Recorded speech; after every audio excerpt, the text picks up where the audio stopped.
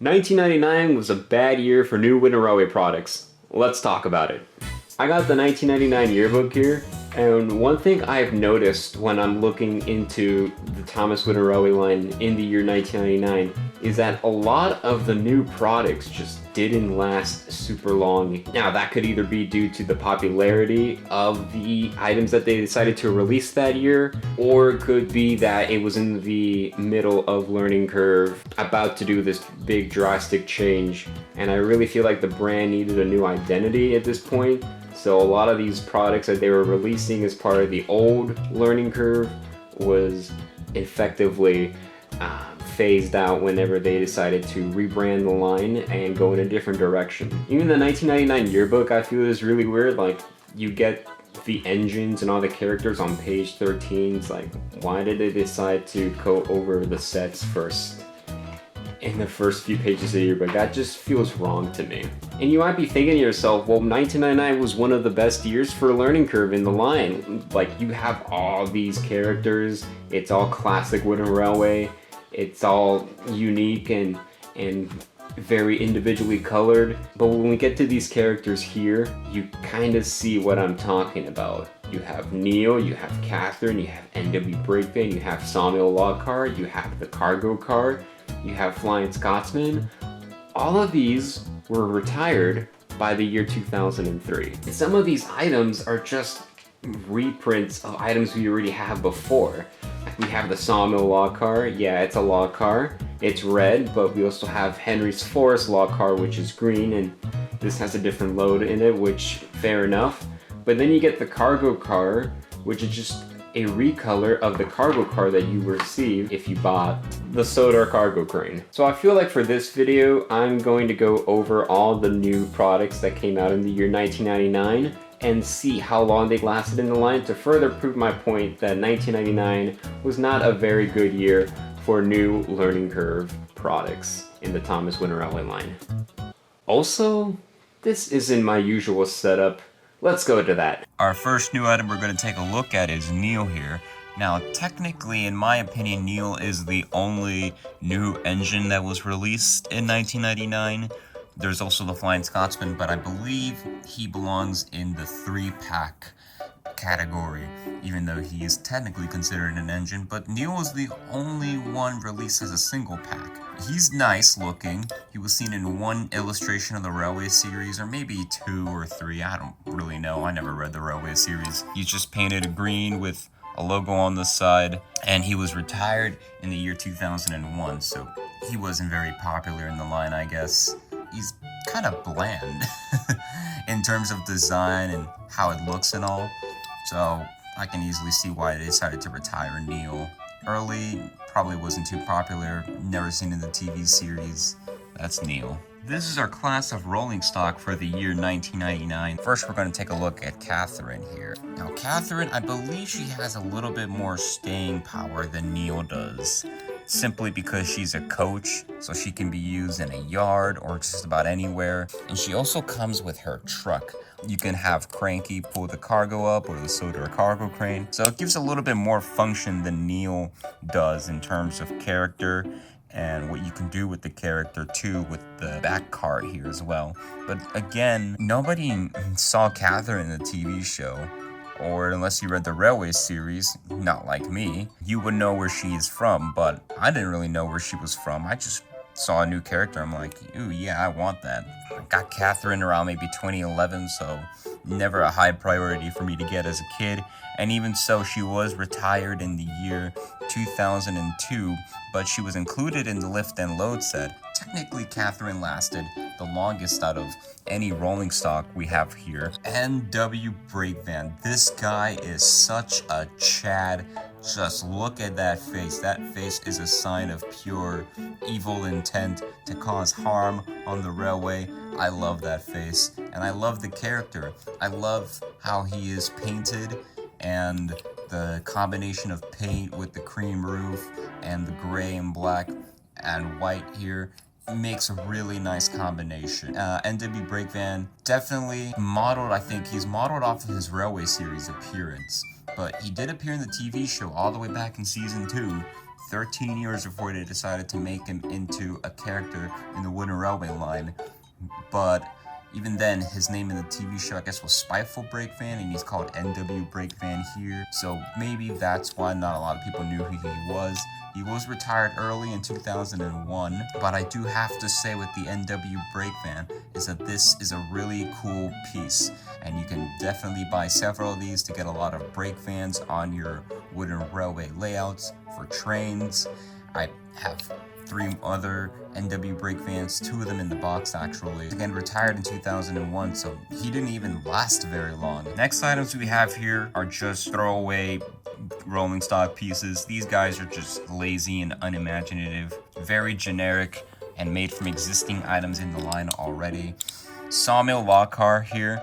Definitely a repaint of the Henry's Forest log car, which was in green. This guy's painted in red. The sawmill log car does come with the 2 logs that you can remove and splice back together with the sawmill dumping depot. And yeah, well, this item, what's the point of this item? I like the red, but we already have a log car in this shape already. So I don't see why they decided to do this other than to beef up the rolling stock line, I want to say. And this item was retired as well in 2001, so really didn't stay on the line for that long anyway, but yeah, it's just a throwaway item. Speaking of throwaway items, we have the Sodor cargo car as well from 1999 and retired until 2002. Once again, more just generic throwaway. We already had the cargo car included with the Sodor cargo crane, so I don't see why they needed to make another cargo car besides the fact that they probably didn't have a whole lot for 1999 in terms of engines or rolling stock. It's as basic as you can get, really. Quite possibly the highlight of 1999 right here is the Flying Scotsman. Even though he only appeared in the Railway series, this guy is a real-life engine. I mean, the design is just so cool, this guy, because you see he's got these really big flywheels here compared to the regular size wheels that we've only seen thus far. I believe the Flying Scotsman is the first character to have these really large wheels. The Flying Scotsman is cool. You only see him in the Railway series, but you do see his tenders in the TV series. I mean, I don't think the Flying Scotsman had 2 big tenders, but this is just really cool to get, just to see an engine carrying around these 2 huge tenders. But definitely an awesome release. I remember I really wanted this guy as a kid, and eventually I got him, and I even named my channel after him, so there you go. This here is another release I really liked a lot, and I never owned, but I eventually got all the pieces to recreate it. This is the 5-car value pack, and it comes with a Tired Expression Thomas, a gray-faced troublesome truck, the purple barrow car, the Tidmouth milk tanker, and the Sodor line caboose. Now, the cool thing to get about the 5-car value pack is that you get the exclusive Hard at Work Thomas here, which was released the year before in the Thomas and Birdie's Great Race set. My version is from that set. Releases by this point would have included the actual funnel model on here. This pack was discontinued in 2002, but in 2002, they ended up replacing the Hard at Work Thomas with just a generic Thomas. So this is how it looked like in 2002, and I don't get it. I don't get why they just couldn't make another Tired Expression face for the Thomas here, or why they just didn't retire this pack early in 2001. Well, this surely isn't going to make it to the year 2000. The Thomas the Tank Engine 10 Years in America Special Edition. This special edition includes a Thomas with painted eyes and a slightly different smiling expression, and a 10 Years in America coach. This package includes limited edition Thomas with passenger car and 1 piece of 6-inch straight track. Other items sold separately. Oh yeah, you really think that they're gonna include a transfer table in this box? Kind of like how you expect if it's celebrating 10 years in America, then it's only gonna be around for 1 year. Because after that, what's the point of celebrating 10 years in America when you've been in America for 11 years here? I have to pan the camera up for our first destination we have here, because Cranky the Crane was introduced into the Wooden Railway line And geez, this guy so far is going to be lasting the longest out of any piece of 1999 new items that we're going to see here. Cranky the Crane was in the line from 1999 all the way to 2017, but technically this old variation of Cranky in this paint scheme and color was only available until 2004, with getting a new magnet here in 2002. This is the version I have, and I remember after I got this, they redesigned Cranky to look a little bit more green like he might do, and I remember I wanted to get the new Cranky, and my parents said no, so whatever. But I'm glad that I have this Cranky here because this is the best face of Cranky I feel like we've had so far. This Cranky comes with a cargo piece, a yellow cargo piece that says Sodor cargo. Almost the exact same as the green cargo piece we had in the orange cargo car that we talked about earlier. You also have these two handles here where you can move him around and then also lift and lower the cargo car with the other one over here. Really cool design. I can see why they kept Cranky in the line for so long. Probably because he became a main character in the series going forward after season 5. So it makes sense to keep him around, even if they redesign him over and over again. Now this is a piece of junk. The transfer table. Probably one of the biggest destinations released in 1999, and I only call it big because of its size. It comes with a lot of pieces. It comes with the transfer table itself, 4 stop signs, 4 pieces of male-to-male adapters, and this plastic thing. The way the transfer table works is that an engine would roll up to the middle here. You can flip these stop signs, and then there's a knob on the back here. I'll show it in a bit, but you can twist the knob to transfer the engine from one line to the other line, and then you can open up the stop signs, of course, and then the engine can roll off.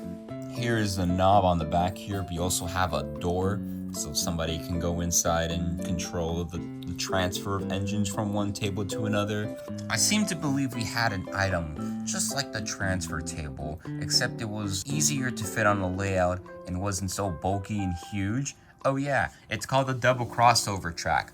The double crossover track was retired in 1999, so the transfer table was supposed to be the kind of replacement. But this thing only lasted until the year 2000, so much for that. I could have sworn this item was in the line for a lot longer than 5 years. The stop and go station. This is one of those items I received back when I was a kid, actually. The way the stop and go station works is that the engine will come to a stop right here at the stop gate, and then gate will eventually flip open to go, and then the engine can go underneath. Now, I might be a little bit biased here, but I really like the stop and go station. I really like the stop sign and the go sign on top. For some reason, that's just very satisfying to me. It's very 90s toy design, I want to say. But I was surprised to find out that it was retired in the year 2003. Now, it might have been included in some figure 8 set later on, but I thought this item was around for a lot longer than then. I thought this item was around for a lot shorter. The Sodor engine wash. This item is the most recent item from 1999 I received, and I never really had a strong desire to get this, but I decided when the opportunity came up to own one, I decided to actually go ahead and do it. The Sodor engine wash, simple the way it works. Man, I'm using Neil for everything nowadays. You put the engine right beyond there, and then you would twist this knob on top here to move the engine across. Yeah, this lasted until 2008. I would have thought this would have been gone by like 2004, maybe 2003, but I'm surprised it was actually in the line for a lot longer of a time. Now this is amazing. The Sodor coal station came out in 1999 and was in the line until 2005. I would say that is pretty respectable for a destination this size, especially I would have thought this would have been retired early in like maybe 2002 or something like that. This item is great here. You get 2 coal cars that you can use with the item here, and a really cool functionality of how this works. Basically, let's just say you have a coal car waiting down there, and you can use this crane here to lower the magnet, you would lift it up.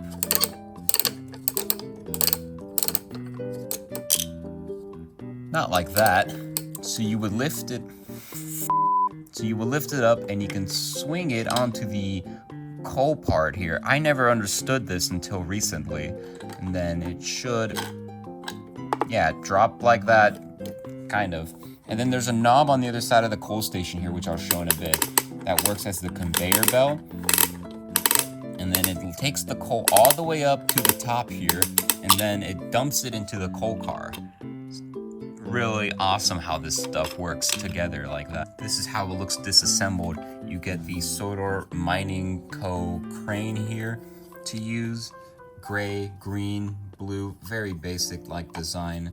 You get the piece that connects to the coal station here, and then the big guy itself, the coal station piece. It's very hollow, I bet. And then this conveyor belt is awesome. I remember I got a cargo piece stuck in there once and had to get some help to remove it, and then my cousin told me, don't ever put it in there again, and I have never put it in there again. Even though the temptation to do it has been really high recently, I don't want to do it. So yeah, I really do like this item. I was surprised it lasted in the line for as long as it did, and it definitely deserves it. Although I do feel like the sawmill dumping depot is just a little bit cooler. This seemed a little bit more practical to fit in the layout. Up next, we have another classic piece here. It's the water tower. Essentially, with this item, I am sick of using nails, so we're just gonna use this Thomas I have here. You roll up, that's it. Definitely would have been a lot cooler back in the day because the water inside of here will clearly lower down whenever this is being lowered down as well, kind of to show that the water inside of the water tower is being drained into the engine you have going in there. But as time goes on, the water inside evaporates and we're just left with almost no water inside of here whatsoever. This is an item I don't really care too much for, to be honest. It looks definitely very bulky looking. We had the water refilling tank, which was already good, but I can see why they might want to have this in the line instead, because it shows the kids something cool if you lower the little nozzle here to give your engines your water. This isn't really new, but we have to talk about this. This is track adapter pack number 1, and this is track adapter pack number 2. And this isn't new per se. We've had track adapters in the past here, but the way that this was released back then is that you would get one piece of the female to female, one piece of the male to male, and 2 pieces of the 3-inch track.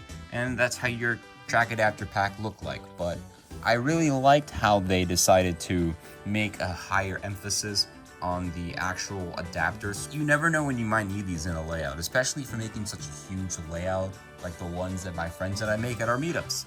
I like the transfer table, and I like this. What can I say? I must love garbage. The 3-way parallel switch track. I really think this is cool. I like this a lot, and I remember it eluded me for so long when I was trying to buy Wooden Railway as a teenager. I didn't end up getting one of these until last year. I feel like I really like these from seeing them on like layouts as a kid from whoever was lucky enough to buy this, or dumb enough, I guess. But yeah, these things, they don't even work with the special engine shed. It's not wide enough over here to actually fit the special engine sheds all together. Now, if this was a little bit wider, I could see it being kind of useful, but beyond that, it's not really so useful. It's just kind of cool that someone at Learning Curve decided, yeah, this is a good idea. But the consumers did not think that, because this was retired also in the year 2000, just like the transfer table. Another useless item that I said I liked. Riser, I hardly know her. The elevated track foundation was also released in 1999. This item is a fan favorite, but I never really saw the appeal in this, to be honest here. I do like how this block is thinner than the plastic piece, but this is essentially just a way to save on wood. The only wood is this piece right over here, and this piece over here. And beyond that, yeah, the base is plastic. It's now, instead of just using one block to elevate your layout, you need two pieces. You need the wooden holder, I guess, for the track, and you need the ascending block that's made out of plastic there. It was retired in the year 2011, beating out the adapter packs 1 and 2, the Sodor engine wash, the coal station, some other cool items that you can get there as well that lasted a long time, but this lasted longer than them. So I'm gonna skip the new sets that came out in 1999 because they don't bring anything new to the table. We're just gonna move on to the accessories right here. We have only 2 of them. We have, first up, the sawmill logs. Now, this is just to get more sawmill logs for your sawmill dumping depot or your useless sawmill log car. Yeah, so I do think this is a really cool accessory piece to get because you can use this with a sawmill dumping depot. It was only around until 2001, so it was retired the same year the sawmill log car that I threw back there was retired. And of course, the appeal of buying this is to either, if you already have the sawmill dumping depot, so if you spend big money on that destination, then you're going to spend a little money on this, but if you don't have the sawmill dumping depot, then this is basically useless to you. Our last new item for 1999, not really new. We have had these before in the past, but it's the combination tree pack. You get one tree without any apples on it that's green, you get a tree with apples on it, and you get a red tree, as well as a green pine tree and a snow-covered green pine tree. The trees by this point also had a wooden base like so. It's not like this tree over here, which is the only red tree that I own, so sue me for using it with the rest of these trees here, where it has the wooden tree piece here, and you can pull the tree out and then just put the tree into the middle like so. This is better, more realistic, but there's just something about this that I do like. And once again, I only own a red tree like this, so sue me for not having a real combination tree pack, I guess. But I have all the pieces right here to make it, so what do you want me to do? There it is. Well, I'm back in this new location here. I guess things can't last forever in my old location, but I feel like with this video, I've shown off just how learning curves, new products for that year just didn't last very long. Like, of course, you got Cranky here. He lasted the longest out of any of the new items that came out this year. But all the other items that came out, they just weren't really as relevant, especially after the year 2003 or so. But yeah, flame me in the comments if you disagree that 1999 was a bad year for new learning curve products. I got better things to do with my time